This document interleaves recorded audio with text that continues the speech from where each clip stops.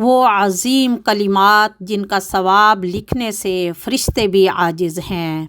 یا رب لک الحمد کما ینبغی لجلال وجہک وعظیم سلطانک۔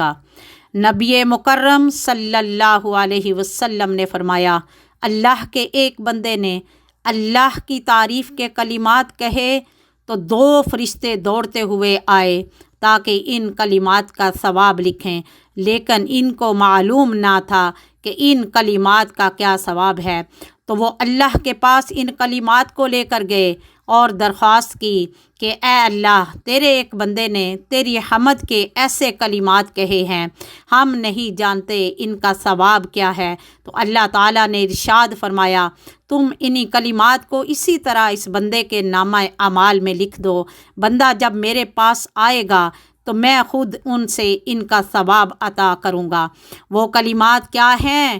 وہ ہیں یا رب لک الحمد کما ینبغی لجلال وجہک وعظیم سلطانک۔ اے اللہ، ساری تعریفیں تیرے ہی لیے ہیں، جیسا کہ تیری بلند ذات اور عظیم بادشاہ کے مناسب ہیں۔